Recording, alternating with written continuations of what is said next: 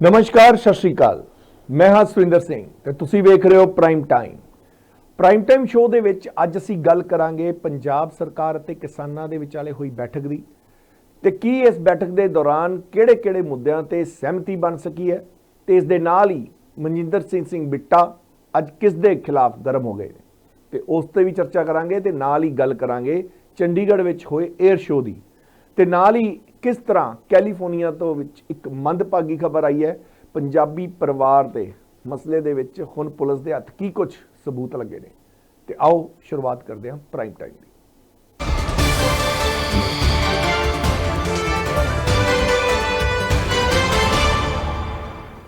पंजाब के मुख मंत्री भगवंत मान और किसान नेतावां दे विचाले अज चंडीगढ़ दे विच मैराथन मीटिंग हुई जिस दे विच खेतीबाड़ी सैक्टर दे नाल संबंधित कई मंगां दे विच विचार वटांदरा किया गया। पंजाब भवन दे विच बैठक के दौरान किसान नेतावां ने खंड मिलों के संचालन तो इलावा लंपी स्किन बीमारी कारण दे मरे हुए पशुओं का मुआवजा अते इस तो इलावा गन्ने की कीमत वधाउण लई ते शहीद होए किसानां दे परिवारां लई मुआवजा ते सरकारी नौकरी तो इलावा कई होर मंगां भी सूबे के मुख मंत्री दे अगे रखियां। इस दौरान कई मंगां ते सरकार ने तुरंत विचार करते हुए उसनूं लागू करने का फैसला भी किया ते कई मंगां ते सरकार ने भविख विच गंभीरता नाल विचार करने का भरोसा भी दिता। कुल मिला के अज की बैठक दे विच ज़्यादातर मंगां ते भविख दे अंदर विचार वटांदरे किए जाने लई किया गया। मीटिंग खत्म होने तो बाद किसान नेता जगजीत सिंह डल्लेवाल ने मीडिया के सामने की कुछ आख्या, आओ तुहानूं वो भी पहलां सुना दईए।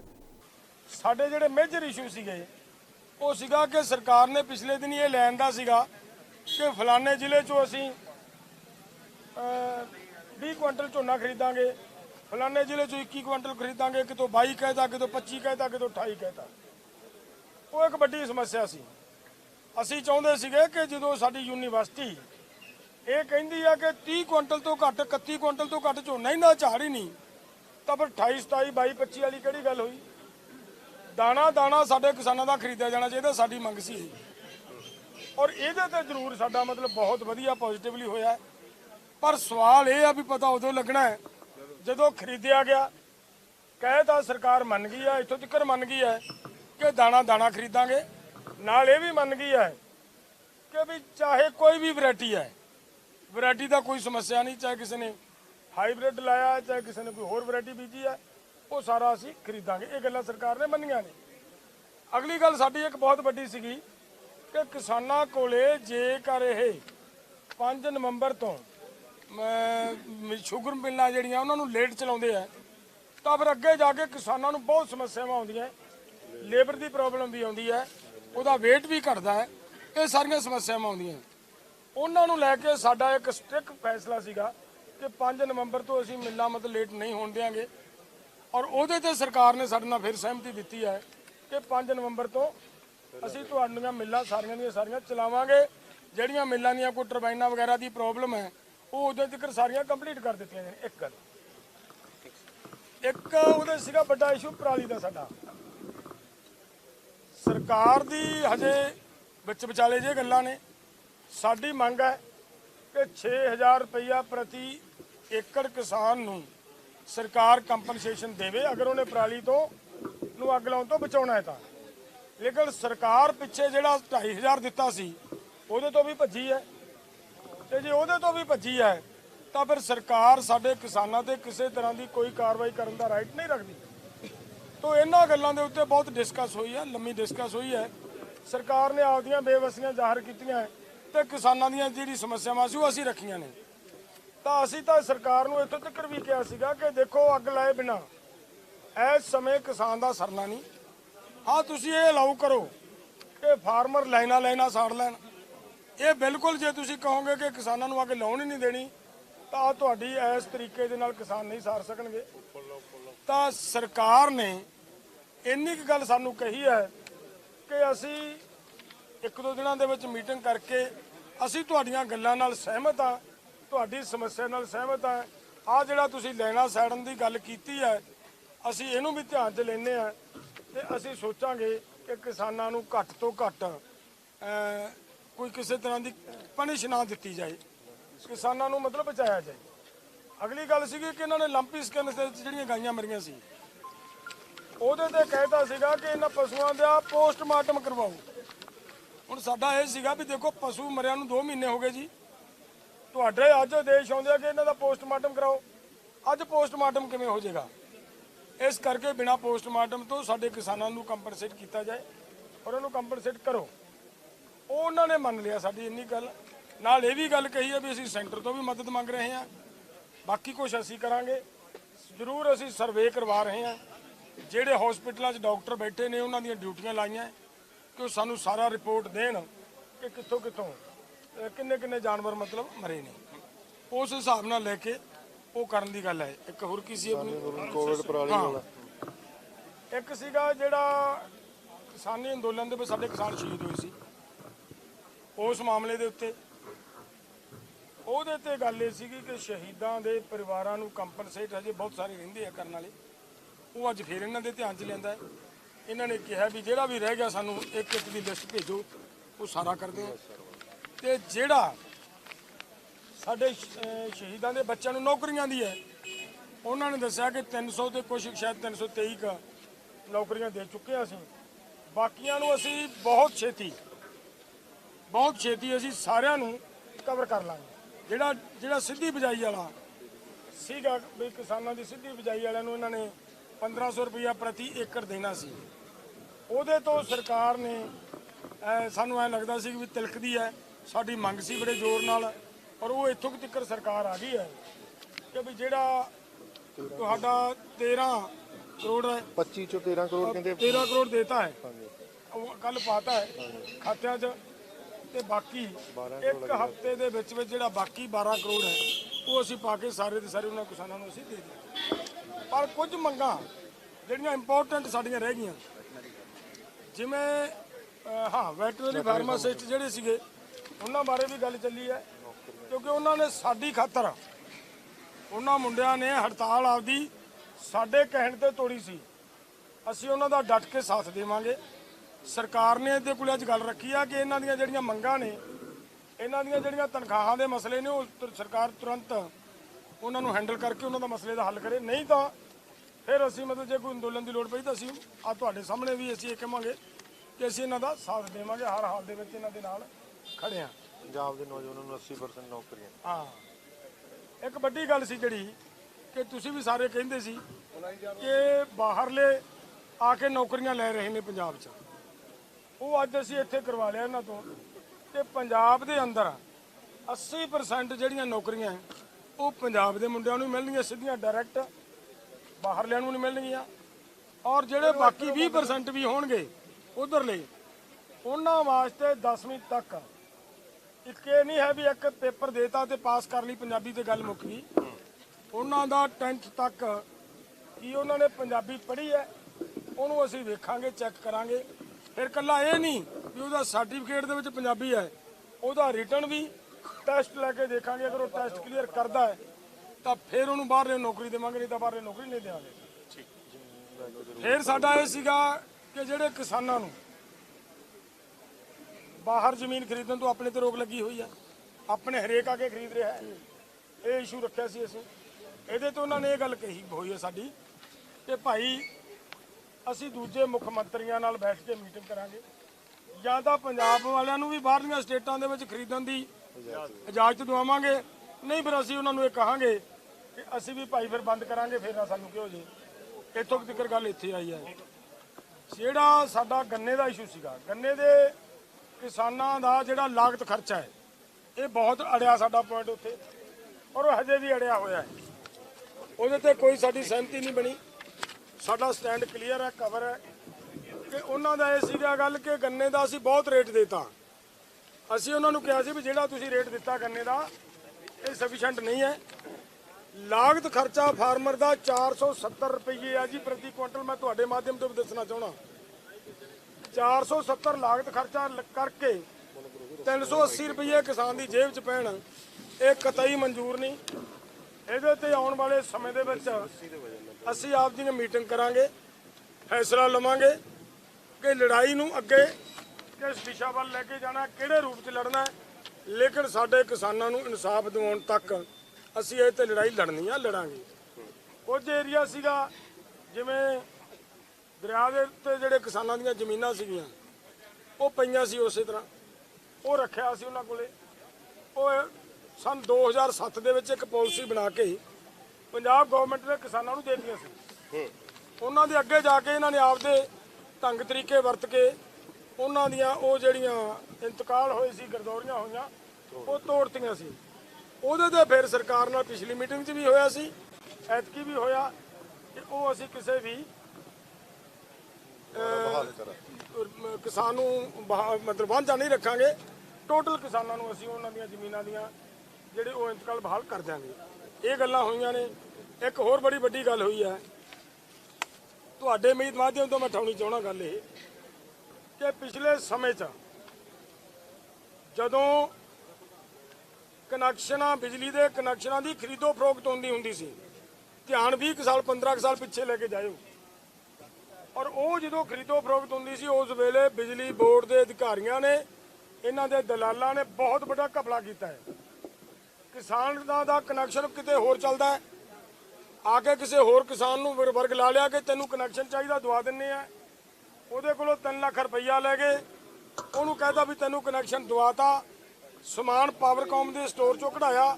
ਸਮਝਣ ਵਾਲੀ ਗੱਲ ਇਹ ਹੈ, ਸਮਝਣ ਵਾਲੀ ਗੱਲ ਹੈ ਕਿ ਸਮਾਨ ਪਾਵਰਕਾਮ ਦੇ ਸਟੋਰ ਚੋਂ ਨਿਕਲਿਆ, ਉਹ ਕਨੈਕਸ਼ਨ ਕਿਸਾਨਾਂ ਨੂੰ ਦਿੱਤੇ ਗਏ ਤੇ ਉਹਦੀ ਕਾਪੀ ਵੀ ਬਣ ਗਈ।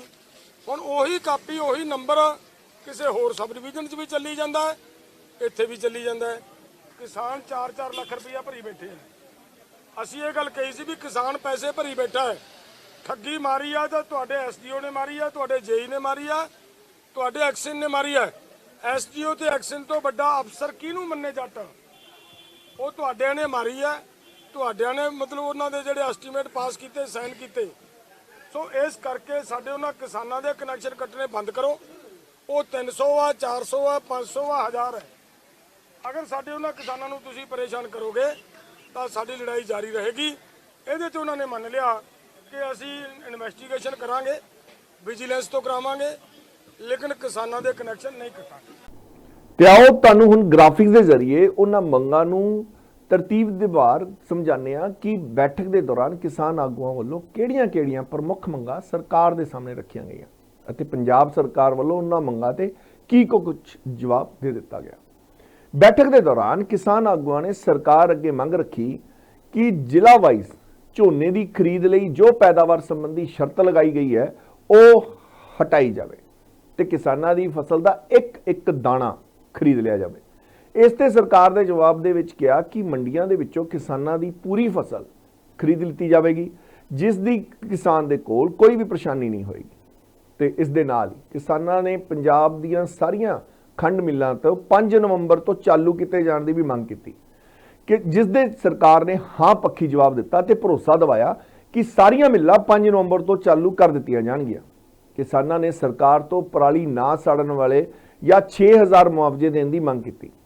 ਕਿਸਾਨਾਂ ਨੇ ਕਿਹਾ ਕਿ ਜੇਕਰ ਸਰਕਾਰ ਕਿਸਾਨਾਂ ਨੂੰ ਮਦਦ ਨਹੀਂ ਦੇ ਸਕਦੀ ਤਾਂ ਉਹ ਪਰਾਲੀ ਸਾੜਨ ਵਾਲੇ ਕਿਸਾਨਾਂ ਦੇ ਮਾਮਲੇ ਦਰਜ ਕਰਨਾ ਬੰਦ ਕਰੇ ਤੇ ਅਜਿਹਾ ਜੇਕਰ ਨਹੀਂ ਹੋਇਆ ਤਾਂ ਕਿਸਾਨ ਸੜਕਾਂ ਤੇ ਉਤਰਨਗੇ।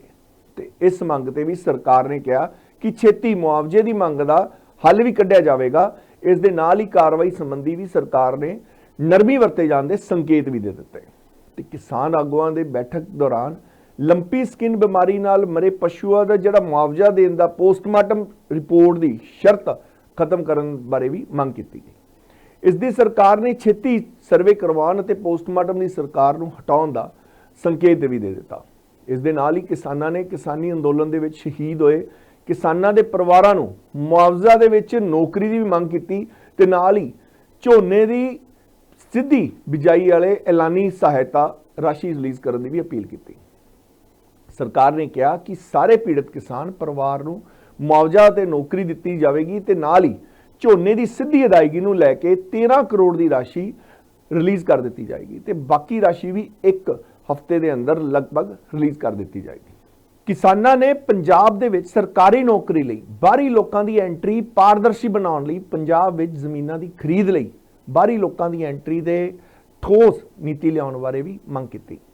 ਇਸ ਦੇ ਸਰਕਾਰ ਦਾ ਕਹਿਣਾ ਸੀ ਕਿ ਪੰਜਾਬ ਸਰਕਾਰ ਦੀਆਂ ਨੌਕਰੀਆਂ ਵਿੱਚ 80% ਹੱਕ ਸਿਰਫ ਪੰਜਾਬ ਦੇ ਲੋਕਾਂ ਦਾ ਰਹੇਗਾ। ਇਸ ਦੇ ਨਾਲ ਜ਼ਮੀਨ ਖਰੀਦ ਦੇ ਮਾਮਲੇ ਦੇ ਵਿੱਚ ਵੀ ਉਹਨਾਂ ਬਾਕੀ ਸੂਬਿਆਂ ਦੇ ਮੁੱਖ ਮੰਤਰੀਆਂ ਦੇ ਨਾਲ ਮੀਟਿੰਗ ਕੀਤੇ ਜਾਣ ਦੀ ਵੀ ਗੱਲ ਕਹੀ। ਕਿਸਾਨਾਂ ਨੇ ਪੰਜਾਬ ਸਰਕਾਰ ਦੇ ਸਾਹਮਣੇ ਗੰਨੇ ਦਾ ਭਾਅ ਦਾ ਵੀ ਮੁੱਦਾ ਚੁੱਕਿਆ। ਗੰਨੇ ਦਾ ਭਾਅ 380 ਤੋਂ ਵਧਾ ਕੇ 470 ਰੁਪਏ ਪ੍ਰਤੀ ਕੁਇੰਟਲ ਕਰਨ ਦੀ ਮੰਗ ਕੀਤੀ ਅਤੇ ਨਾਲ ਹੀ ਦਰਿਆਈ ਇਲਾਕਿਆਂ ਦੀ ਜ਼ਮੀਨਾਂ ਦੇ ਕਾਸ਼ਤਕਾਰਾਂ ਨੂੰ ਮਾਲਕਾਨਾ ਹੱਕ ਦੇਣ ਦਾ ਵੀ ਕਿਹਾ। ਇਸ ਤੇ ਵੀ ਸਰਕਾਰ ਨੇ ਕਿਹਾ ਕਿ ਛੇਤੀ ਸਰਵੇ ਕਰਵਾ ਕੇ ਫੈਸਲਾ ਲੈ ਲਿੱਤਾ ਜਾਵੇਗਾ। ਪਿਛਲੀਆਂ ਸਰਕਾਰਾਂ ਦੇ ਸਮੇਂ ਦਿੱਤੇ ਗਏ ਟਿਊਬਲ ਕਨੈਕਸ਼ਨ ਕੱਟੇ ਜਾਣ ਦਾ ਮਾਮਲਾ ਵੀ ਕਿਸਾਨਾਂ ਨੇ ਮੁੱਖ ਮੰਤਰੀ ਦੇ ਸਾਹਮਣੇ ਰੱਖਿਆ। ਕਿਸਾਨਾਂ ਦਾ ਕਹਿਣਾ ਸੀ ਕਿ ਕਿਸਾਨਾਂ ਨੇ ਇਸ ਦੇ ਬਦਲੇ ਪਾਵਰਕਾਮ ਦੇ ਅਧਿਕਾਰੀਆਂ ਨੂੰ 4-4 ਲੱਖ ਰੁਪਏ ਵੀ ਦੇ ਦਿੱਤੇ ਨੇ ਤੇ ਜੇਕਰ ਕੋਈ ਗੜਬੜੀ ਹੈ ਤਾਂ ਇਸ ਲਈ ਪਾਵਰਕਾਮ ਦੇ ਸੰਬੰਧਿਤ ਅਧਿਕਾਰੀ ਜ਼ਿੰਮੇਵਾਰ ਨੇ ਅਤੇ ਉਹਨਾਂ ਦੇ ਖਿਲਾਫ ਕਾਰਵਾਈ ਵੀ ਕੀਤੀ ਜਾਵੇ। ਇਸ ਦੇ ਸਰਕਾਰ ਨੇ ਭਰੋਸਾ ਦਿਵਾਇਆ ਕਿ ਆਉਣ ਵਾਲੇ ਸਮੇਂ ਦੇ ਵਿੱਚ ਕਿਸਾਨਾਂ ਦੇ ਖੇਤਾਂ ਦੇ ਵਿੱਚ ਟਿਊਬਲ ਕਨੈਕਸ਼ਨ ਨਹੀਂ ਕੱਟੇ ਜਾਣਗੇ। ਕਿਸਾਨਾਂ ਨੇ ਸਰਕਾਰ ਦੇ ਸਾਹਮਣੇ ਖਰਾਬ ਹੋਈਆਂ ਫਸਲਾਂ ਦਾ ਮੁੱਦਾ ਵੀ ਚੁੱਕਿਆ ਤੇ ਨਾਲ ਹੀ ਛੇਤੀ ਗਿਰਦਾਵਰੀ ਕਰਾ ਕੇ ਮੁਆਵਜ਼ਾ ਦਿਵਾਉਣ ਦੀ ਵੀ ਗੱਲ ਕੀਤੀ। ਇਸ ਤੇ ਵੀ ਸਰਕਾਰ ਨੇ ਕਿਹਾ ਕਿ ਛੇਤੀ ਹੀ ਗਿਰਦਾਵਰੀ ਮੁਕੰਮਲ ਕਰਵਾ ਕੇ ਕਿਸਾਨਾਂ ਨੂੰ ਮੁਆਵਜ਼ਾ ਜਲਦੀ ਹੀ ਰਿਲੀਜ਼ ਕੀਤਾ ਜਾਵੇਗਾ। ਤੇ ਉਧਰ ਕਿਸਾਨ ਆਗੂਆਂ ਦੇ ਨਾਲ ਮੈਰਾਥਨ ਬੈਠਕ ਕਰਨ ਤੋਂ ਬਾਅਦ ਪੰਜਾਬ ਦੇ ਮੁੱਖ ਮੰਤਰੀ ਭਗਵੰਤ ਮਾਨ ਵੀ ਮੀਡੀਆ ਦੇ ਸਾਹਮਣੇ ਰੂਬਰੂ ਹੋਏ। ਭਗਵੰਤ ਮਾਨ ਨੇ ਕਿਹਾ ਕਿ ਪੰਜਾਬ ਸੂਬਾ ਖੇਤੀਬਾੜੀ ਪ੍ਰਧਾਨ ਸੂਬਾ ਹੈ, ਇਸ ਲਈ ਕਿਸਾਨਾਂ ਦੀ ਕਿਸੇ ਵੀ ਮੰਗ ਨੂੰ ਵਿਸਾਰਿਆ ਨਹੀਂ ਜਾ ਸਕਦਾ ਤੇ ਉਹਨਾਂ ਸਾਫ਼ ਕਿਹਾ ਕਿ ਝੋਨੇ ਦੀ ਫਸਲ ਵੀ ਮੁਕੰਮਲ ਖਰੀਦ ਲਈ ਅਸੀਂ ਠੋਸ ਨੀਤੀ ਬਣਾਈ ਹੈ। ਉਹਨਾਂ ਕਿਹਾ ਕਿ ਪੰਜਾਬ ਦੇ ਅੰਦਰ ਜਿਹੜੇ ਵੀ ਕਿਸਾਨਾਂ ਦੀ ਮੂੰਗੀ ਦੀ ਫਸਲ MSP ਦੇ ਘੱਟ ਤੋਂ ਵਿਕੀ ਹੈ ਉਹਨਾਂ ਕਿਸਾਨਾਂ ਦਾ 1000 ਰੁਪਏ ਤੱਕ ਦਾ ਗੈਪ ਪੰਜਾਬ ਸਰਕਾਰ ਵੱਲੋਂ ਪੂਰਾ ਕੀਤਾ ਜਾਏਗਾ। ਤੇ ਕੀ ਕੁਝ ਕਿਹਾ ਮੁੱਖ ਮੰਤਰੀ ਭਗਵੰਤ ਮਾਨ ਨੇ ਕਿਸਾਨਾਂ ਨਾਲ ਮੀਟਿੰਗ ਕਰਨ ਤੋਂ ਬਾਅਦ, ਆਓ ਤੁਹਾਨੂੰ ਸੁਣਾ ਦਿੰਦੇ ਹਾਂ। और बहुत सारे मसले डिस्कस किए गए खेती नाल संबंधित, क्योंकि पंजाब खेती प्रधान सूबा है। सो खेती नाल संबंधित जिहड़ियां समस्यावां ने खेतां चों निकलियां होईयां वो सरकारां दे कंनां तक जरूर पहुंचणियां चाहीदियां ने। बहुत सारे सुझाव चंगे मिले, आउण वाले समय च उन्हां नूं लागू किया जाऊगा। बहुत सारियां मंगां इहो जिहियां सी जिन्हां ते पहले नोटिफिकेशन वगैरह जारी हो चुके ने। ਝੋਨੇ ਦੀ ਫਸਲ ਮੰਡੀਆਂ ਦੇ ਵਿੱਚ ਆ ਗਈ ਹੈ, ਉਹਨੂੰ ਟਾਈਮਲੀ ਚੁੱਕ ਕੇ ਸ਼ੈਲਰਾਂ 'ਚ ਪਹੁੰਚਾਇਆ ਜਾਵੇ, ਟਾਈਮਲੀ ਪੇਮੈਂਟ ਹੋ ਜੇ। ਇਹ ਸਾਡੀ ਸਰਕਾਰ ਪਹਿਲਾਂ ਹੀ ਇਹਦੇ ਬਾਰੇ ਵਚਨਬੱਧ ਹੈ, ਹੋ ਵੀ ਰਹੀ ਹੈ ਪੇਮੈਂਟ। ਤੇ ਜੇ ਓਵਰਫਲੋ ਹੁੰਦਾ ਹੈ, ਟਰਾਂਸਪੋਰਟੇਸ਼ਨ ਦੀ ਕੋਈ ਕਮੀ ਆਉਂਦੀ ਹੈ ਤਾਂ ਅਸੀਂ ਸਰਕਾਰ ਵੱਲੋਂ ਟਰੈਕਟਰ ਟਰਾਲੀ ਜਿਹੜੇ ਨੇ ਉਹਨਾਂ ਨੂੰ ਵੀ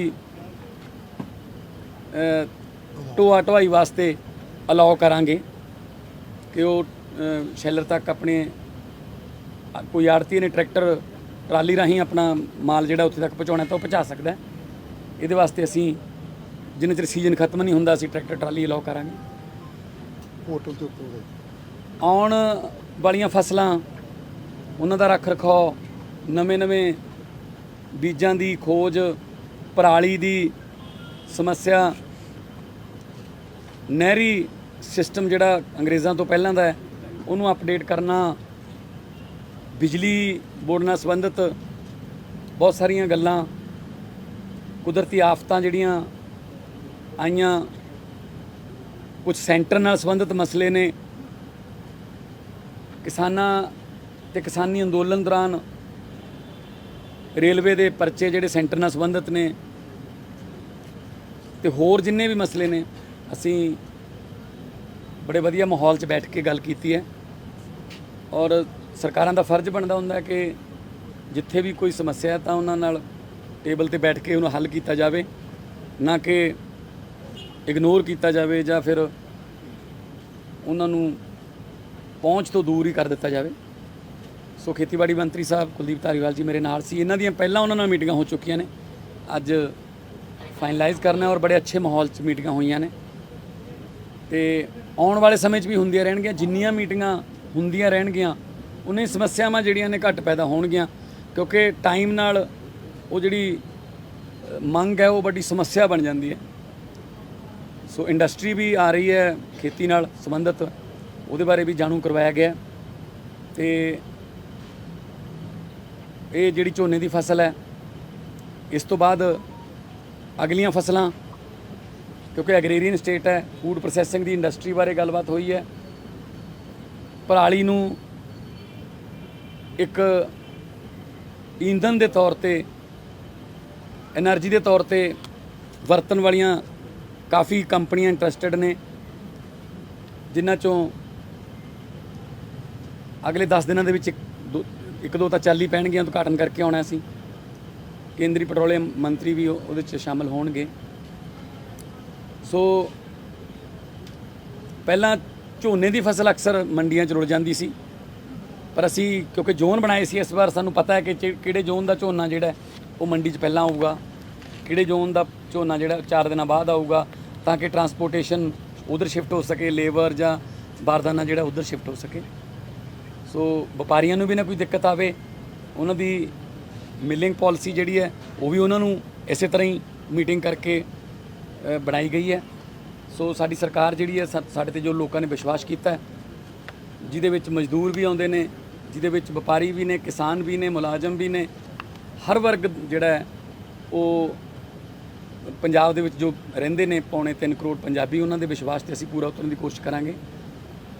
ਆਉਣ ਵਾਲੇ ਦਿਨਾਂ ਦੇ ਵਿੱਚ ਪੁਲਿਸ ਦੀਆਂ ਭਰਤੀਆਂ ਦੇ ਪੇਪਰ ਨੇ, ਬਹੁਤ ਸਾਰੇ ਨੌਜਵਾਨ ਜਿਹੜੇ ਨੇ ਉਹਦੇ ਵਿੱਚ ਭਰਤੀਆਂ ਦੇ ਵਿੱਚ ਆਉਣਗੇ, ਔਰ ਪਾਰਦਰਸ਼ਤਾ ਨਾਲ ਪੇਪਰ ਹੋਊਗਾ, ਬਿਨਾਂ ਕਿਸੇ ਸਿਫਾਰਿਸ਼ ਤੋਂ ਔਰ ਬਿਨਾਂ ਕਿਸੇ ਰਿਸ਼ਵਤ ਤੋਂ ਭਰਤੀ ਕੀਤੀ ਜਾਊਗੀ, ਤਾਂ ਕਿ ਸਾਡੇ ਨੌਜਵਾਨ ਜਿਹੜੇ ਨੇ ਉਹ ਤਿੰਨ ਕਿਸਮ ਦੀਆਂ ਭਰਤੀਆਂ ਨੇ, ਕਾਂਸਟੇਬਲ ਹੈ, ਸਬ ਇੰਸਪੈਕਟਰ ਹੈ ਤੇ ਹੈੱਡ ਕਾਂਸਟੇਬਲ।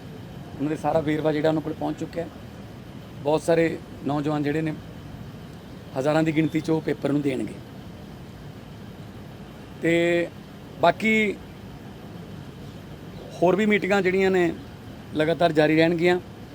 15 ਅਕਤੂਬਰ ਤੋਂ ਅਸੀਂ ਪਸ਼ੂ ਮੇਲੇ ਜਿਹੜੇ ਨੇ ਉਹ ਖੋਲ੍ਹਣ ਦਾ ਐਲਾਨ ਕੀਤਾ। ਜਿਹੜੇ ਪਸ਼ੂ ਮੇਲੇ ਨੇ, ਕਿਉਂਕਿ ਪਹਿਲਾਂ ਜਿਹੜੀ ਬਿਮਾਰੀ ਸਕਿਨ ਦੀ ਜਿਹੜੀ ਫੈਲੀ ਸੀ ਉਹਦੇ ਕਰਕੇ ਰੋਕ ਲੱਗੀ ਸੀ, 15 ਅਕਤੂਬਰ ਤੋਂ ਉਹ ਵੀ ਜਿਹੜੀ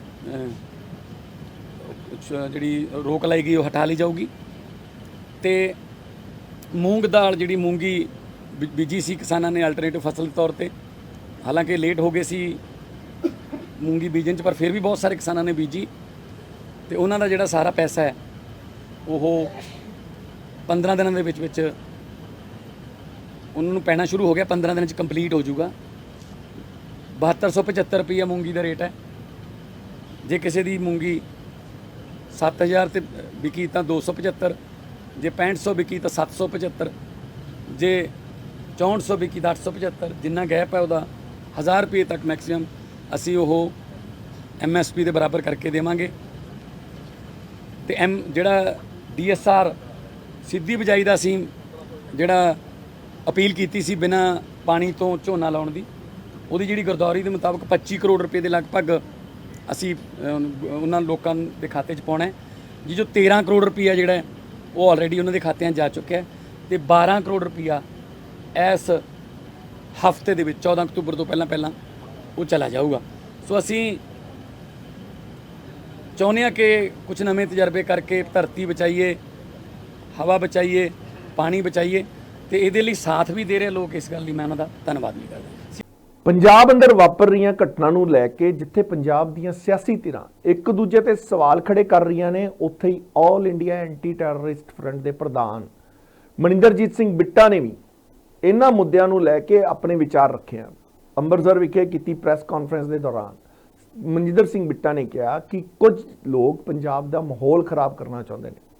ਗਰਮ ਖਿਆਲੀਆਂ ਦੀਆਂ ਗਤੀਵਿਧੀਆਂ ਨੂੰ ਲੈ ਕੇ ਇਸ਼ਾਰਾ ਕਰਦਿਆਂ ਹੋਇਆ ਉਹਨਾਂ ਨੇ ਕਿਹਾ ਕਿ ਜਿਹੇ ਲੋਕਾਂ ਨੇ ਪਹਿਲਾਂ ਭੜਕਾਊ ਭਾਸ਼ਣ ਦੇ ਕੇ ਪੰਜਾਬ ਦੀ ਜਵਾਨੀ ਦੇ ਹੱਥਾਂ ਦੇ ਵਿੱਚ ਹਥਿਆਰ ਫੜਾਏ ਅਤੇ ਉਹਨਾਂ ਦੇ ਨਾਂ ਦੀ ਫੰਡਿੰਗ ਕੀਤੀ ਸੀ, ਤੇ ਹੁਣ ਉਹ ਹੀ ਸਭ ਕੁਝ ਦੌਰਾਨ ਦੀ ਕੋਸ਼ਿਸ਼ ਕੀਤੀ ਜਾ ਰਹੀ ਹੈ। ਮਨਿੰਦਰ ਸਿੰਘ ਬਿੱਟਾ ਨੇ ਅੰਮ੍ਰਿਤਪਾਲ ਦੀ ਆਮਦ ਤੇ भी ਵੱਡੇ सवाल खड़े कर देते हैं। मनिंदर सिंह बिट्टा ने होर की कुछ किया, आओ तुहानू सुना दिए। अब नया धर्म का ठेकेदार आ गया जी। जब हमारे पास एक अकाल तख्त साहब के जथेदार साहब है, हम उसके सारे उनके आगे सिर झुकाते, कई ऐसे कंट्रोवर्सल सवाल हो जाते हैं, अकाल तख्त के जथेदार साहब बोल देते हैं, हम बोलने से कन्नी कतराते हैं। कोई बात नहीं, जथेदार साहब है हमारे, हमारे अकाल तख्त के चीफ हैं। हमारी एक मर्यादा है सिख कौम की, हम हर किसी पॉलिटिशियन के खिलाफ बोल सकते हैं, पर अकाल तख्त के जथेदार साहब के बोलने के वक्त हमारी जबान भी कई बार थरथरा जाती है। नहीं, वो जथेदार साहब है ना, आप जथेदार साहब को माने, नए जथेदार रोज आ जाएं, नए नए आंदोलनकारी आ जाएं। इतना सा पंजाब क्या 30 साल में हमने पंजाब के अंदर किया? बता दें, पंजाब के अंदर 30, 32, 33, 34 साल से जब आतंकवाद आया, 36,000 बेगुनाहों के कत्लेआम हुए, 19,000 हिंदू भाई शहीद कर दिए। क्या किसी के हाथ में बंदूक थी? क्या किसी के हाथ में रिवाल्वर, क्या कृपान थी? निहत्थे लोगों को मार दिया। लोग कहते कोई बात नहीं, पंजाब को तरक्की के रास्ते पे हम लेके जाते हैं।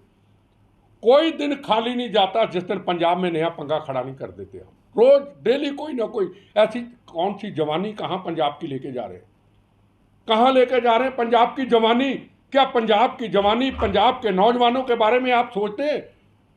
पहले माओ के लाल आपने गर्म भाषण दे करके, हाथ में बंदूकें पकड़ा करके माओ के लाल मरवा दिए आपने। और आपको विदेशों से फंडिंग अभी भी आती है, आप नेतागिरी करते हैं। कनाडा से फंडिंग, पाकिस्तान से फंडिंग, जर्मनी से फंडिंग, कनाडा से फंडिंग। अब पंजाब के लाल माओ के मरवा दिए। उम्र कितनी? 15 साल, 16 साल, 18 साल। एक घर के 2-2 बच्चे मरते हुए देखे हैं। और अब नया आ गया, अरिंदर पाल, कौन नया आ गया? नाम मैं भूल जाता हूँ क्योंकि है ही झूठा, पता नहीं कहाँ से आ गया जी है। और अब यहाँ आके ये गर्म भाषण दे के नौजवानों को बंदूक कहता मैं संविधान को नहीं मानता। संविधान को नहीं मानता तो दुबई तो यहाँ क्या करने आया? और सिख कौम को खतरा किससे है? पहले ये तो बता दे, सिख कौम को खतरा किससे है? बोलने को कोई पॉलिटिशियन तैयार नहीं, सब कुर्सी सत्ता की दौड़ में भाग रहे हैं। कौम का कितना बड़ा नुकसान हो रहा है, पंजाब का कितना बड़ा नुकसान हो रहा है। आज पंजाब कहाँ इनके भाषणों ने पहुंचा दिया। अब तुम आकर के पंजाब के नौजवानों को भड़का करके 15 साल माओ के लाल मरवाना चाहते हो। आप सिख कौम के रखवाले बनते हो। अगर मैं चैलेंज करता हूं, अगर सिख कौम का तू रखवाला जा पाकिस्तान, ओ तेरे गुरु का, हमारे गुरु का अपमान हुआ है। ननकाना साहब, जहां के सिक्खी की शुरुआत हुई, वो ननकाना साहब, जहां हिंदू, मुसलमान, सिख, ईसाई नमस्तक करता है, उसका अपमान करे जाता। कुछ सवाल ही नहीं पंजाब के अंदर, उस चीज का कोई मुद्दा ही नहीं। इनके अपने, हर व्यक्ति के अपने अपने मुद्दे हैं। बंदी सिख छोड़ दो, हमारे साथ जेल ज्यादती होगी। अरे जब गुरु का अपमान होगा, गुरु के अपमान के ऊपर सारी सिख संगठन चुप क्यों है? मैं सवाल पूछना चाहता हूं सबसे। मैं अपने समाज के लोगों को कहना चाहता हूं, पंजाब के लोगों को कहना चाहता हूं, हम पंजाब की जवानी को बचाएं। पाकिस्तान से पूरी कोशिश है, हो चुकी है, कामयाब हो चुका है। पंजाब की जवानी आज नशों में दस चुकी है। हमारे राजनीतिक लोगों की गलतियों से, चंद धर्म के ठेकेदार लोगों की गलतियों से। हम भाषण तो देते हैं, पंजाब की जवानी को ठीक करेंगे, हम नशे को खत्म करेंगे, नहीं को ठीक कर पाया। हमें आज यह सोचना होगा, सब समुदाय के लोगों को सोचना होगा। पंजाब के अंदर, हिंदुस्तान के अंदर ये गैंगस्टर कब आए, ये नशेड़ीपन कब से शुरू हुआ? पंजाब की जवानी को बर्बाद करने के लिए पहले बम्बो गोलियों ने पंजाब की जवानी बर्बाद कर दी। माओ के लालों के हाथ में बंदूकें पकड़ा करके उनकी जिंदगियां बर्बाद कर दी। और बाद में जो बच्चे थे, माँ बाप ने 2-2 एकड़, 3-3 एकड़ जमीनें बेच करके अपने बच्चों को विदेशों में भेज दिया। माँ बाप दुनिया से चले जाते, बच्चे आखिरी सांस भी माँ के बाप के पास नहीं आ पाते। इसका जिम्मेदार कौन है? क्या पाकिस्तान है? पाकिस्तान बाद में जिम्मेदार है, पहले हम जिम्मेदार है। पॉलिटिशियन मेरी तरह छोड़े, या पॉलिटिशियन राजनीति को छोड़े और खुल के बोले मेरी तरह, ला पंजाब ठीक होगा कि नहीं होगा? कोई बोलने को तैयार नहीं। हरमंदर साहब के अंदर एक नौजवान कोई आता है, काफिर आता है। गुरु, पहली बार हुआ कि गुरु ग्रंथ साहब की दीवार वो जंगलों को टाप करके अंदर चले जाता है।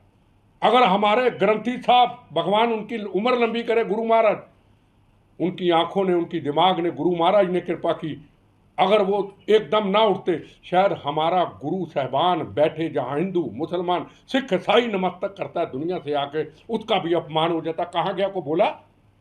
मैं मीडिया से सवाल पूछना चाहता हूं, क्या कोई बोला?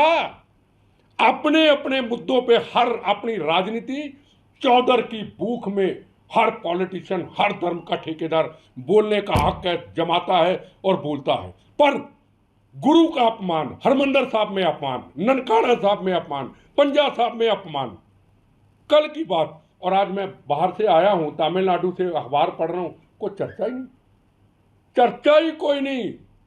जूते लेके चले गए गुरुद्वारा साहब के अंदर, चर्चा ही कोई नहीं। खालिस्तान बनाएंगे, तुम्हारी ऐसी की तैसी बनाएंगे, पहले बदला तो ले लो। बनते हो बब्बर शेर, दूसरे दिन कृपाने निकाल के खालिस्तान बनाएंगे। जाओ ना, जाओ दुबई के जरिए जाओ पाकिस्तान, ठोक के आओ। इधर ठोकते हो ना अपने हिंदुस्तान के अंदर, जहां हम हिंदुस्तान के अंदर हमारे गुरु साहिबानों ने कुर्बानियां दी, शहादतें दी, साहबजादों ने शहादतें दी, खून की नदियां बहाई, चांदनी चौक में अपने शीश को निछावर किया मानवता के लिए, राष्ट्र के लिए। भाई मती दास जी, इतना बड़ा सिख कौम का इतिहास, और आप इतिहास को एक मुट्ठियों में बंद करना चाहते हैं और यहां पे लोगों को डराते हैं रोज। किसको डराना चाहते हैं? किसको सिख कौम से खतरा है? क्या हिंदू से खतरा है? क्या मुसलमान से खतरा है? क्या नरेंद्र मोदी से खतरा है? पहले कांग्रेस से आपको खतरा था। वो सिख कौम, मार्शल कौम, सिख कौम को खतरा किससे है? 30 ਤੇ ਉਧਰ ਅਮਰੀਕਾ ਦੇ ਕੈਲੀਫੋਰਨੀਆ ਦੇ ਵਿੱਚ ਅਗਵਾ ਹੋਏ ਹੁਸ਼ਿਆਰਪੁਰ ਦੇ ਟਾਂਡਾ ਨਾਲ ਸੰਬੰਧਿਤ ਪੰਜਾਬੀ ਪਰਿਵਾਰ ਨੂੰ ਬੇਰਹਿਮੀ ਦੇ ਨਾਲ ਕਤਲ ਕਰ ਦਿੱਤਾ ਗਿਆ। ਇਸ ਦੀ ਪੁਸ਼ਟੀ ਕੈਲੀਫੋਰਨੀਆ ਦੀ ਪੁਲਿਸ ਵੱਲੋਂ ਕੀਤੀ ਗਈ ਹੈ। ਪੁਲਿਸ ਅਧਿਕਾਰੀਆਂ ਵੱਲੋਂ 8 ਮਹੀਨੇ ਦੀ ਅਰੂਹੀ, ਉਸ ਦੇ ਮਾਤਾ ਪਿਤਾ ਜਸਲੀਨ ਕੌਰ ਤੇ ਜਸਦੀਪ ਸਿੰਘ ਅਤੇ ਉਸ ਦੇ ਤਾਏ ਅਮਨਦੀਪ ਸਿੰਘ ਦੀ ਮੌਤ ਦੀ ਪੁਸ਼ਟੀ ਕੀਤੀ ਗਈ ਹੈ। ਇਸ ਖਬਰ ਦਾ ਪਤਾ ਲੱਗਦਾ ਹੈ ਟਾਂਡੇ ਦੇ ਇਲਾਕੇ ਦੇ ਵਿੱਚ ਅਮਰੀਕਾ ਦੇ ਵਿੱਚ ਰਹਿੰਦੇ ਹੋਏ ਪੰਜਾਬੀਆਂ ਦੇ ਵਿੱਚ ਸ਼ੋਕ ਦੀ ਲਹਿਰ ਹੈ ਤੇ ਇਸ ਘਟਨਾ ਤੇ ਲੈ ਕੇ ਅਮਰੀਕਾ ਪੁਲਿਸ ਨੇ ਇੱਕ ਆਰੋਪੀ ਨੂੰ ਵੀ ਗ੍ਰਿਫਤਾਰ ਕਰ ਲਿਆ ਹੈ। ਇਸ ਪੂਰੇ ਮਾਮਲੇ ਦੇ ਵਿੱਚ ਹੁਣ ਤੱਕ ਕੀ ਕੁਝ ਖੁਲਾਸੇ ਹੋਏ ਨੇ, ਆਓ ਦੇਖਦੇ ਹਾਂ ਇਹ ਪੂਰੀ ਸਟੋਰੀ। ਅਮਰੀਕਾ ਦੇ ਕੈਲੀਫੋਰਨੀਆ ਤੋਂ ਪੰਜਾਬ ਦੇ ਲਈ ਦਿਲ ਕੰਬਾਊ ਖਬਰ ਸਾਹਮਣੇ ਆਈ ਹੈ। 2 ਦਿਨ ਪਹਿਲਾਂ ਕੈਲੀਫੋਰਨੀਆ ਤੋਂ ਜਿਸ ਪੰਜਾਬੀ ਪਰਿਵਾਰ ਨੂੰ ਅਗਵਾ ਕੀਤਾ ਗਿਆ ਸੀ, ਉਸ ਪਰਿਵਾਰ ਦੀਆਂ ਹੁਣ ਲਾਸ਼ਾਂ ਬਰਾਮਦ ਹੋਈਆਂ ਨੇ। ਇਹ ਪਰਿਵਾਰ ਪੰਜਾਬ ਦੇ ਹੁਸ਼ਿਆਰਪੁਰ ਜ਼ਿਲ੍ਹੇ ਦੇ ਟਾਂਡਾ ਦੇ ਪਿੰਡ ਹਰਸੀ ਦਾ ਵਸਨੀਕ ਸੀ। ਕੈਲੀਫੋਰਨੀਆ ਦੇ ਮਰਸਡ ਕਾਉਂਟੀ ਇਲਾਕੇ ਤੋਂ ਸੋਮਵਾਰ ਨੂੰ 36 ਸਾਲਾ ਜਸਦੀਪ ਸਿੰਘ, 27 ਸਾਲਾ ਜਸਲੀਨ ਕੌਰ ਤੇ ਉਹਨਾਂ ਦੀ 8 ਮਹੀਨੇ ਦੀ ਬੇਟੀ ਅਰੋਹੀ ਅਤੇ 39 ਸਾਲਾ ਅਮਨਦੀਪ ਸਿੰਘ ਨੂੰ ਅਗਵਾ ਕੀਤਾ ਗਿਆ ਸੀ। ਪੰਜਾਬੀ ਪਰਿਵਾਰ ਦੇ ਅਗਵਾ ਹੋਣ ਮਗਰੋਂ ਅਮਰੀਕਾ ਪੁਲਿਸ ਲਗਾਤਾਰ ਇਸ ਮਾਮਲੇ ਦੀ ਜਾਂਚ ਕਰ ਰਹੀ ਸੀ, ਪਰ ਅਗਵਾ ਕੀਤੇ ਹੋਏ ਲੋਕਾਂ ਨੂੰ ਸਹੀ ਸਲਾਮਤ ਬਰਾਮਦ ਨਹੀਂ ਕੀਤਾ ਜਾ ਸਕਿਆ। ਅਮਰੀਕੀ ਸਮੇਂ ਦੇ ਅਨੁਸਾਰ ਸ਼ਾਮੀ ਕਰੀਬ 5:30 ਵਜੇ ਪੁਲਿਸ ਨੂੰ ਇੱਕ ਸਥਾਨਿਕ ਕਿਸਾਨ ਨੇ ਲਾਸ਼ਾਂ ਦੇ ਬਾਰੇ ਸੂਚਨਾ ਦਿੱਤੀ। ਇਸ ਪਰਿਵਾਰ ਦੀਆਂ ਲਾਸ਼ਾਂ ਕਾਫੀ ਨੇੜੇ ਪਈਆਂ ਹੋਈਆਂ ਸਨ। ਕੈਲੀਫੋਰਨੀਆ ਪੁਲਿਸ ਨੇ ਇਸ ਮਾਮਲੇ ਦੇ ਵਿੱਚ 48 ਸਾਲਾ ਵਿਅਕਤੀ ਨੂੰ ਹਿਰਾਸਤ ਦੇ ਵਿੱਚ ਲਿਆ ਹੈ। ਪਤਾ ਲੱਗਾ ਹੈ ਕਿ ਮੁਲਜ਼ਮ ਨੇ ਖੁਦਕੁਸ਼ੀ ਕਰਨ ਦੀ ਕੋਸ਼ਿਸ਼ ਵੀ ਕੀਤੀ ਸੀ। ਹੁਣ ਉਸ ਦੀ ਹਾਲਤ ਵੀ ਨਾਜ਼ੁਕ ਬਣੀ ਹੋਈ ਹੈ। ਅਮਰੀਕੀ ਅਧਿਕਾਰੀਆਂ ਨੇ ਦੱਸਿਆ ਕਿ 4 ਵਿਅਕਤੀਆਂ ਨੂੰ 3 ਅਕਤੂਬਰ ਨੂੰ ਦੱਖਣੀ ਹਾਈਵੇ 59 ਦੇ 800 ਬਲੋਕ ਤੋਂ ਅਗਵਾ ਕੀਤਾ ਗਿਆ ਸੀ। ਪਰਿਵਾਰ ਦਾ ਅਮਰੀਕਾ ਦੇ ਵਿੱਚ ਆਪਣਾ ਆਵਾਜਾਈ ਦਾ ਕਾਰੋਬਾਰ ਹੈ। ਪੁਲਿਸ ਨੂੰ ਇਸ ਮਾਮਲੇ ਦੀ ਲੀਡ ਜਸਦੀਪ ਦੇ ATM ਦੇ ਇਸਤੇਮਾਲ ਤੋਂ ਮਿਲੀ ਸੀ। ਇਸ ਤੋਂ ਪਹਿਲਾਂ ਸੋਮਵਾਰ ਨੂੰ ਕੈਲੀਫੋਰਨੀਆ ਦੇ ਫਾਇਰ ਅਧਿਕਾਰੀ ਨੇ ਮੈਰਿਟ ਦੇ ਬਾਹਰ ਇੱਕ ਪਿੰਡੂ ਖੇਤਰ ਦੇ ਵਿੱਚ ਅਮਨਦੀਪ ਸਿੰਘ ਦਾ ਅੱਗ ਲੱਗਿਆ ਹੋਇਆ ਟਰੱਕ ਬਰਾਮਦ ਕੀਤਾ ਸੀ। ਪੁਲਿਸ ਨੇ ਸ਼ੱਕ ਜ਼ਾਹਿਰ ਕੀਤਾ ਸੀ ਕਿ ਅਗਵਾਕਾਰਾਂ ਨੇ ਅੱਗ ਲਗਾ ਕੇ ਸਬੂਤ ਨਸ਼ਟ ਕਰਨ ਦੀ ਕੋਸ਼ਿਸ਼ ਕੀਤੀ ਹੈ। ਦੱਸਿਆ ਜਾ ਰਿਹਾ ਹੈ ਕਿ ਚਾਰਾਂ ਦੀਆਂ ਲਾਸ਼ਾਂ ਬੁੱਧਵਾਰ ਸ਼ਾਮ ਇੰਡੀਆਨਾ ਰੋਡ ਅਤੇ ਹਰਚਿਨਸਨ ਰੋਡ ਦੇ ਨੇੜੇ ਇੱਕ ਪਾਰਕ ਦੇ ਵਿੱਚੋਂ ਮਿਲੀਆਂ ਨੇ। ਪੁਲਿਸ ਦੇ ਅਨੁਸਾਰ ਬਾਗ ਦੇ ਵਿੱਚ ਕੁਝ ਮਜ਼ਦੂਰ ਕੰਮ ਕਰ ਰਹੇ ਸਨ। ਉਸਨੇ ਸਭ ਤੋਂ ਪਹਿਲਾਂ ਪੁਲਿਸ ਨੂੰ ਸੂਚਿਤ ਕੀਤਾ ਕਿ ਚਾਰਾਂ ਨੂੰ ਗੋਲੀ ਮਾਰੀ ਗਈ ਹੈ। ਇਸ ਤੋਂ ਪਹਿਲਾਂ ਅਮਰੀਕੀ ਪੁਲਿਸ ਅਧਿਕਾਰੀ ਨੇ ਅਗਵਾ ਦੀ ਫੁਟੇਜ ਵੀ ਜਾਰੀ ਕੀਤੀ ਸੀ। ਇਸ ਤੋਂ ਪਤਾ ਲੱਗਾ ਹੈ ਕਿ ਮਰਸਡ ਦੇ ਵਿੱਚ ਬੰਦੂਕ ਦੀ ਨੋਕ ਤੇ ਪਰਿਵਾਰ ਨੂੰ ਅਗਵਾ ਕੀਤਾ ਗਿਆ ਸੀ। ਅੰਡਰ ਸ਼ੈਰਿਫ ਕੋਰੀ ਗਿਬਸਨ ਨੇ ਦੱਸਿਆ ਕਿ ਅਮਨਦੀਪ ਅਤੇ ਜਸਦੀਪ ਸਵੇਰੇ 8:30 ਤੋਂ 8:40 ਦੇ ਦਰਮਿਆਨ ਉਹਨਾਂ ਦੇ ਦਫ਼ਤਰ ਪਹੁੰਚੇ ਸਨ। ਫੁਟੇਜ ਦੇ ਵਿੱਚ ਦਿਖਾਇਆ ਗਿਆ ਹੈ ਕਿ ਘਟਨਾ ਵਾਲੀ ਰਾਤ ਕਰੀਬ 9 ਵਜੇ ਜਸਦੀਪ ਨੂੰ ਇਮਾਰਤ ਦੇ ਬਾਹਰ ਸ਼ੱਕੀ ਜਿਸਸ ਮੈਨੂਅਲ ਸਾਲੋਗਾਡੋ ਦੇ ਨਾਲ ਗੱਲ ਕਰਦੇ ਹੋਏ ਦੇਖਿਆ ਗਿਆ। ਦੋਵੇਂ ਉਸ ਗੇਟ ਦੇ ਵੱਲ ਤੁਰ ਪਏ ਜਿਸ ਦੇ ਵਿੱਚ ਸਿੰਘ ਅਗਵਾਈ ਕਰ ਰਿਹਾ ਸੀ। ਸ਼ੱਕੀ ਨੇ ਇੱਕ ਚਿੱਟਾ ਬੈਗ ਚੁੱਕਿਆ ਹੋਇਆ ਸੀ ਅਤੇ ਫਿਰ ਇੱਕ ਬੰਦੂਕ ਕੱਢੀ ਤੇ ਫਿਰ ਚਾਰਾਂ ਨੂੰ ਪਿਕਅਪ ਟਰੱਕ ਦੇ ਰਾਹੀਂ ਲੈ ਗਏ। ਪੁਲਿਸ ਨੇ ਦੱਸਿਆ ਕਿ ਮੈਨੂਅਲ ਸਾਲਗਾਡੋ ਪਹਿਲਾਂ ਉਹਨਾਂ ਦੇ ਦਫ਼ਤਰ ਦੇ ਵਿੱਚ ਕੰਮ ਕਰਦਾ ਸੀ। ਉਹ ਪਹਿਲਾਂ ਵੀ ਅਗਵਾ ਦੇ ਇੱਕ ਕੇਸ ਦੇ ਵਿੱਚ ਸਜ਼ਾ ਕੱਟ ਚੁੱਕਿਆ ਹੈ। ਹਾਲਾਂਕਿ ਉਸਨੇ ਅਜਿਹਾ ਕਿਉਂ ਕੀਤਾ ਇਸ ਦਾ ਪਤਾ ਨਹੀਂ ਲੱਗ ਸਕਿਆ। ਪੁਲਿਸ ਨੂੰ ਸ਼ੱਕ ਹੈ ਕਿ ਪਰਿਵਾਰ ਵਾਲਿਆਂ ਨੇ ਉਸ ਨੂੰ ਨੌਕਰੀ ਤੋਂ ਕੱਢ ਦਿੱਤਾ ਸੀ ਤੇ ਇਸੇ ਦੁਸ਼ਮਣੀ ਦੇ ਕਾਰਨ ਉਸਨੇ ਇਹ ਘਟਨਾ ਨੂੰ ਅੰਜਾਮ ਨਾ ਦਿੱਤਾ ਹੋਵੇ। ਦੱਸਦੇ ਕਿ ਸਾਲ 2019 ਦੇ ਵਿੱਚ ਭਾਰਤੀ ਮੂਲ ਦੇ ਟੈਕਨੀ ਤੁਸਾਰ ਅਤਰੇ ਆਪਣੀ ਪ੍ਰੇਮਿਕਾ ਦੀ ਕਾਰ ਦੇ ਵਿੱਚ ਮ੍ਰਿਤਕ ਪਾਏ ਗਏ ਸਨ। ਉਸ ਦੀ ਸ਼ੱਕੀ ਮੌਤ ਤੋਂ ਠੀਕ ਪਹਿਲਾਂ ਇੱਕ ਡਿਜੀਟਲ ਮਾਰਕੀਟਿੰਗ ਕੰਪਨੀ ਦੇ ਮਾਲਿਕ ਨੂੰ ਕੈਲੀਫੋਰਨੀਆ ਦੇ ਵਿੱਚ ਉਸ ਦੇ ਪੋਸ਼ ਘਰ ਤੋਂ ਅਗਵਾ ਕਰ ਲਿਆ ਗਿਆ ਸੀ। ਘਟਨਾ ਦੀ ਜਾਣਕਾਰੀ ਮਿਲਣ ਤੋਂ ਬਾਅਦ ਹੁਸ਼ਿਆਰਪੁਰ ਦੇ ਟਾਂਡਾ ਦੇ ਪਿੰਡ ਹਰਸੀ ਦੇ ਵਿਖੇ ਸੋਗ ਦਾ ਮਾਹੌਲ ਹੈ। ਪਰਿਵਾਰ ਦਾ ਰੋ ਰੋ ਕੇ ਬੁਰਾ ਹਾਲ ਹੈ।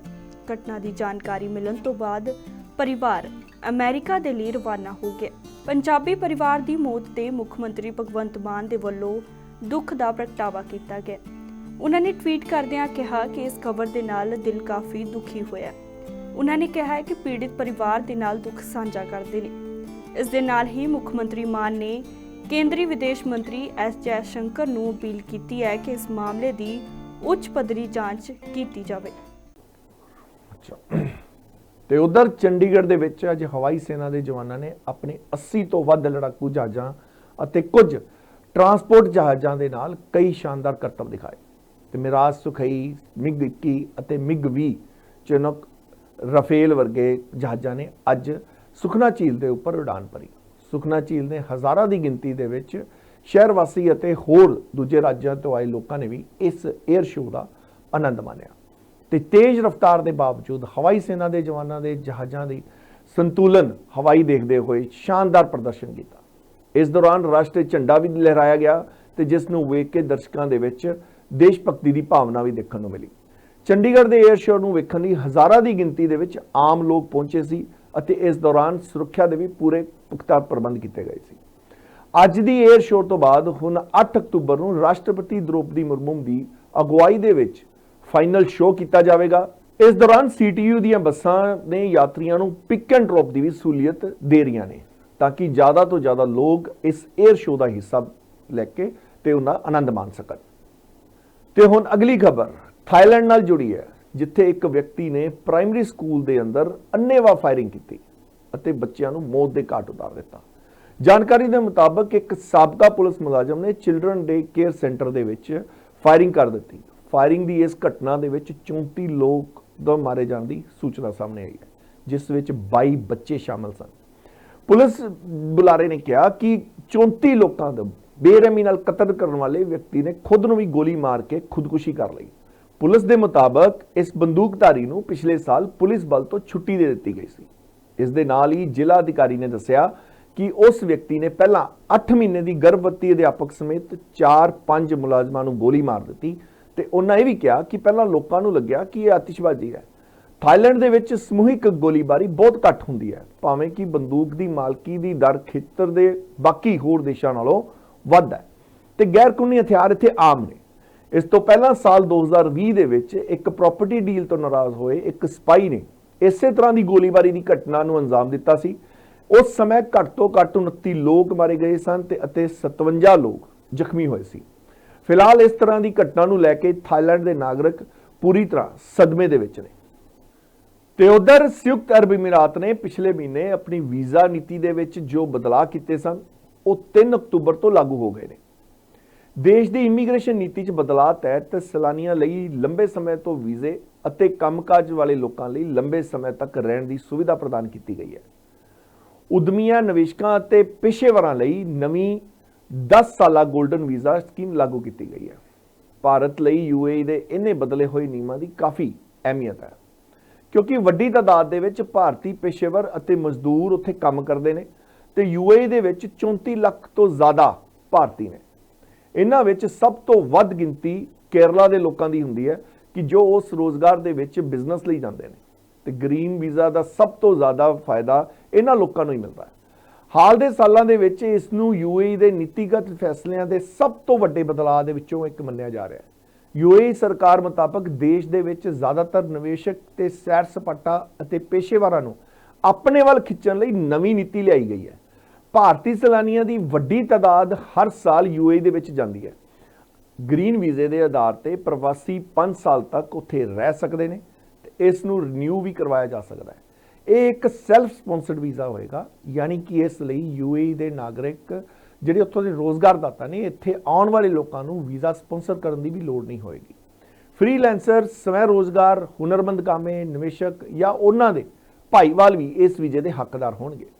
ਗ੍ਰੀਨ ਵੀਜ਼ਾ ਧਾਰਕਾਂ ਨੂੰ ਵਧੇਰੇ ਲਾਭ ਮਿਲੇਗਾ ਤੇ ਉਹ ਆਪਣੀ ਪਤਨੀ ਜਾਂ ਪਤੀ, ਬੱਚਿਆਂ ਅਤੇ ਨਜ਼ਦੀਕੀ ਰਿਸ਼ਤੇਦਾਰਾਂ ਨੂੰ ਵੀ ਆਪਣੇ ਨਾਲ ਰੱਖ ਸਕਣਗੇ। ਉੱਥੇ ਮਾਪੇ ਆਪਣੇ ਬੱਚਿਆਂ ਨੂੰ 25 ਸਾਲ ਦੀ ਉਮਰ ਤੱਕ ਰੱਖ ਸਕਣਗੇ ਤੇ ਪਹਿਲਾਂ ਇਹ ਉਮਰ 18 ਸਾਲ ਤੱਕ ਦੀ ਸੀ। ਇਹ ਉਮਰ ਸੀਮਾ ਅਨਵਿਆਹੀ ਧੀ ਜਾਂ ਅਪਾਹਿਜ ਬੱਚਿਆਂ ਦੇ ਮਾਮਲੇ ਦੇ ਵਿੱਚ ਲਾਗੂ ਨਹੀਂ ਹੁੰਦੀ। ਗ੍ਰੀਨ ਕਾਰਡ ਧਾਰਕਾਂ ਨੂੰ ਰਿਹਾਇਸ਼ ਦੀ ਮਿਆਦ ਤੇ ਖਤਮ ਹੋਣ ਦੇ 6 ਮਹੀਨਿਆਂ ਦਾ ਗ੍ਰੇਸ ਪੀਰੀਅਡ ਵੀ ਮਿਲੇਗਾ। ਗੋਲਡਨ ਵੀਜ਼ਾ UAE ਦੇ ਵਿੱਚ ਨਿਵੇਸ਼ ਕਰਨ ਵਾਲੇ ਉਦਮੀ ਤੇ ਖੋਜਕਰਤਾ ਤੇ ਮੈਡੀਕਲ ਪੇਸ਼ੇਵਰਾਂ, ਵਿਗਿਆਨ ਅਤੇ ਸੰਬੰਧਿਤ ਖੇਤਰਾਂ ਦੇ ਵਿੱਚ ਕੰਮ ਕਰਨ ਵਾਲੇ ਮਾਹਰਾਂ ਤੇ ਹੋਰ ਪ੍ਰਭਾਵਸ਼ਾਲੀ ਵਿਦਿਆਰਥੀਆਂ ਅਤੇ ਗ੍ਰੈਜੂਏਟਾਂ ਨੂੰ ਦਿੱਤਾ ਜਾਵੇਗਾ। UAE ਦੇ ਵਿੱਚ ਵਧੀਆ ਪ੍ਰਤਿਭਾ ਨੂੰ ਖਿੱਚਣ ਵਾਸਤੇ ਗੋਲਡਨ ਵੀਜ਼ਾ ਸਕੀਮ 2020 ਦੇ ਵਿੱਚ ਲਾਗੂ ਕੀਤੀ ਗਈ ਸੀ। ਗੋਲਡਨ ਵੀਜ਼ਾ ਸਕੀਮ ਤਹਿਤ ਦਿੱਤੇ ਗਏ ਵੀਜ਼ੇ ਦੀ ਮਿਆਦ 10 ਸਾਲ ਤੱਕ ਹੋਵੇਗੀ। ਗੋਲਡਨ ਵੀਜ਼ਾ ਧਾਰਕਾਂ ਨੂੰ ਕਈ ਸਹੂਲਤਾਂ ਮਿਲਣਗੀਆਂ। ਇਸ ਵਿੱਚ ਉਹਨਾਂ ਕੋਲ ਆਪਣੇ ਕਾਰੋਬਾਰ ਦੀ 100% ਲੈ ਕੇ ਮਲਕੀਅਤ ਹੋਵੇਗੀ। ਇਸ ਤੋਂ ਪਹਿਲਾਂ 6 ਮਹੀਨਿਆਂ ਲਈ ਦੇਸ਼ ਤੋਂ ਬਾਹਰ ਰਹਿਣ ਵਾਲੇ ਲੋਕਾਂ ਦਾ ਉੱਥੇ ਰਹਿਣ ਦਾ ਅਧਿਕਾਰ ਖਤਮ ਕਰ ਦਿੱਤਾ ਜਾਂਦਾ ਸੀਗਾ, ਪਰ 10 ਸਾਲਾ ਗੋਲਡਨ ਵੀਜ਼ਾ ਸਕੀਮ ਦੇ ਵਿੱਚ ਇਸ ਪਾਬੰਦੀ ਨੂੰ ਖਤਮ ਕਰ ਦਿੱਤਾ ਗਿਆ। ਇਸ ਸਕੀਮ ਦੇ ਤਹਿਤ ਪ੍ਰਵਾਸੀਆਂ ਦੇ ਘਰੇਲੂ ਸਹਾਇਕਾਂ ਦੀ ਗਿਣਤੀ ਤੇ ਲੱਗੀ ਸੀਮਾ ਨੂੰ ਵੀ ਹਟਾ ਦਿੱਤਾ ਗਿਆ। ਨਵੀਂ ਸਕੀਮ ਦੇ ਤਹਿਤ ਗੋਲਡਨ ਵੀਜ਼ਾ ਧਾਰਕ ਆਪਣੀ ਜੀਵਨ ਸਾਥੀ ਅਤੇ ਕਿਸੇ ਵੀ ਉਮਰ ਦੇ ਬੱਚਿਆਂ ਨੂੰ ਸਪਾਂਸਰ ਕਰ ਸਕਦੇ ਨੇ। ਜੇਕਰ ਗੋਲਡਨ ਵੀਜ਼ਾ ਧਾਰਕ ਦੀ ਮੌਤ ਹੋ ਜਾਂਦੀ ਹੈ ਤਾਂ ਵੀਜ਼ਾ ਦੀ ਮਿਆਦ ਪੂਰੀ ਹੋਣ ਤੱਕ ਉਸ ਦੇ ਪਰਿਵਾਰਕ ਮੈਂਬਰ ਉੱਥੇ ਹੀ ਰਹਿ ਸਕਦੇ ਨੇ। ਗੋਲਡਨ ਵੀਜ਼ਾ ਦੇ ਤਹਿਤ ਸਾਇੰਸ, ਇੰਜੀਨੀਅਰਿੰਗ, ਮੈਡੀਸਿਨ, IT, ਵਪਾਰ, ਪ੍ਰਸ਼ਾਸਨ ਅਤੇ ਸਿੱਖਿਆ ਦੇ ਨਾਲ ਸੰਬੰਧਿਤ ਹੁਨਰਮੰਦ ਪੇਸ਼ੇਵਰਾਂ ਨੂੰ UAE ਦੇ ਵਿੱਚ ਰਹਿਣ ਦੀ ਇਜਾਜ਼ਤ ਵੀ ਦਿੱਤੀ ਜਾਵੇਗੀ। ਪਹਿਲਾਂ ਅਜਿਹੇ ਪੇਸ਼ੇਵਰਾਂ ਨੂੰ ਉੱਥੇ ਰਹਿਣ ਲਈ 50,000 AED ਯਾਨੀ ਕਿ ਦਰਾਮ ਤੋਂ ਵੱਧ ਯਾਨੀ ਲਗਭਗ 11 ਲੱਖ ਰੁਪਏ ਹਰ ਮਹੀਨੇ ਕਮਾਉਣੇ ਪੈਂਦੇ ਸਨ, ਪਰ ਹੁਣ ਇਸ ਨੂੰ ਘਟਾ ਕੇ 30,000 AED ਯਾਨੀ ਕਿ 6.6 ਲੱਖ ਰੁਪਏ ਕਰ ਦਿੱਤਾ ਗਿਆ। ਟੂਰਿਸਟ ਵੀਜ਼ੇ ਤੇ UAE ਜਾਣ ਵਾਲੇ ਲੋਕ ਉੱਥੇ 60 ਦਿਨ ਹੋਰ ਰਹਿ ਸਕਦੇ ਨੇ। ਪਹਿਲਾਂ ਇਹ ਮਿਆਦ 30 ਦਿਨ ਦੀ ਸੀ। ਇਸ ਤੋਂ ਇਲਾਵਾ ਇੱਕ ਲਚਕਦਾਰ ਮਲਟੀ ਐਂਟਰੀ ਟੂਰਿਸਟ ਵੀਜ਼ਾ ਵੀ ਸ਼ੁਰੂ ਕੀਤਾ ਗਿਆ, ਜਿਸ ਵਿੱਚ ਸੈਲਾਨੀ 90 ਦਿਨਾਂ ਤੱਕ ਉੱਥੇ ਰਹਿ ਸਕਦਾ ਹੈ ਅਤੇ ਇਸ ਦੌਰਾਨ ਕਈ ਵਾਰ ਆ ਜਾ ਵੀ ਸਕਦਾ ਹੈ। UAE ਦੇ ਵਿੱਚ ਵੱਡੀ ਗਿਣਤੀ ਦੇ ਵਿੱਚ ਸੈਲਾਨੀ ਆਉਂਦੇ ਨੇ ਤੇ UAE ਦਾ ਦੁਬਈ ਸ਼ਹਿਰ ਇੱਕ ਵੱਡਾ ਅੰਤਰਰਾਸ਼ਟਰੀ ਖਰੀਦਦਾਰੀ ਵਾਲੀ ਜਗ੍ਹਾ ਹੈ। ਨਵੇਂ ਵੀਜ਼ਾ ਦੇ ਤਹਿਤ ਉੱਥੇ ਨੌਕਰੀਆਂ ਲਈ ਜਾਣ ਵਾਲੇ ਲੋਕਾਂ ਦਾ ਸਪਾਂਸਰ ਜਾਂ ਮੇਜ਼ਬਾਨ ਦੀ ਲੋੜ ਵੀ ਨਹੀਂ ਹੁਣ ਪਵੇਗੀ। ਉੱਥੋਂ ਦੇ ਮਨੁੱਖੀ ਸੰਸਾਧਨ ਵਿਕਾਸ ਮੰਤਰਾਲੇ ਵੱਲੋਂ ਨਿਰਧਾਰਿਤ ਪਹਿਲੀ, ਦੂਜੀ ਅਤੇ ਤੀਜੀ ਸ਼੍ਰੇਣੀ ਦੇ ਅਧੀਨ ਆਉਣ ਵਾਲੇ ਪੇਸ਼ੇਵਰ ਅਤੇ ਵਿਸ਼ਵ ਦੀਆਂ 500 ਮੋਹਰੀ ਯੂਨੀਵਰਸਿਟੀਆਂ ਦੇ ਨਵੇਂ ਗ੍ਰੈਜੂਏਟ ਨੌਕਰੀ ਦੇ ਵੀਜ਼ੇ ਲਈ ਅਪਲਾਈ ਕਰ ਸਕਦੇ ਨੇ। UAE ਦੇ ਵਿੱਚ ਭਾਰਤ ਦੇ 34 ਲੱਖ ਲੋਕ ਰਹਿੰਦੇ ਨੇ ਅਤੇ ਉੱਥੋਂ ਦਾ ਸਭ ਤੋਂ ਵੱਡਾ ਪ੍ਰਵਾਸੀ ਭਾਈਚਾਰਾ ਹੈ। ਭਾਰਤੀ ਵਿਦੇਸ਼ ਮੰਤਰਾਲੇ ਦੇ ਮੁਤਾਬਕ UAE ਦਾ ਭਾਰਤ ਦੇ ਵਿੱਚ 1.70 ਤੋਂ ਲੈ ਕੇ 1.80 ਬਿਲੀਅਨ ਡਾਲਰ ਦਾ ਨਿਵੇਸ਼ ਹੈ। ਇਸ ਵਿੱਚੋਂ 1.16 ਮਿਲੀਅਨ ਡਾਲਰ FDI ਦੇ ਵਿੱਚ ਹੈ ਤੇ ਬਾਕੀ ਪੋਰਟਫੋਲੀਓ ਨਿਵੇਸ਼ ਹੈ। UAE FDI ਦੇ ਮਾਮਲੇ ਦੇ ਵਿੱਚ ਭਾਰਤ ਦੇ ਵਿੱਚ ਨਿਵੇਸ਼ ਕਰਨ ਵਾਲਾ 9ਵਾਂ ਸਭ ਤੋਂ ਵੱਡਾ ਦੇਸ਼ ਹੈ। ਭਾਰਤੀ ਕੰਪਨੀਆਂ ਦਾ ਵੀ UAE ਦੇ ਵਿੱਚ ਨਿਵੇਸ਼ ਵਧਿਆ ਹੈ। UAE ਦੇ ਵਿੱਚ ਭਾਰਤੀ ਕੰਪਨੀਆਂ ਦਾ ਨਿਵੇਸ਼ 85 ਅਰਬ ਡਾਲਰ ਦਾ ਹੋ ਸਕਦਾ ਹੈ। ਸੰਯੁਕਤ ਅਰਬ ਅਮੀਰਾਤ ਦੇ ਕੇਂਦਰੀ ਬੈਂਕ ਦੇ 2018 ਦੇ ਆંકੜਿਆਂ ਦੇ ਮੁਤਾਬਕ ਦੁਬਈ ਦੇ ਵਿੱਚ ਕੰਮ ਕਰਨ ਵਾਲੇ ਭਾਰਤੀਆਂ ਨੇ ਦੇਸ਼ ਦੇ ਵਿੱਚ 17.56 ਅਰਬ ਡਾਲਰ ਭੇਜੇ ਨੇ। ਤੇ ਇਹ ਸੀ ਅੱਜ ਦਾ ਪ੍ਰਾਈਮ ਟਾਈਮ। ਕੱਲ ਫਿਰ ਮਿਲਾਂਗੇ ਇਸੇ ਟਾਈਮ। ਤਦ ਤੱਕ ਦੋ ਮੈਨੂੰ ਇਜਾਜ਼ਤ। ਸਤਿ ਸ਼੍ਰੀ ਅਕਾਲ।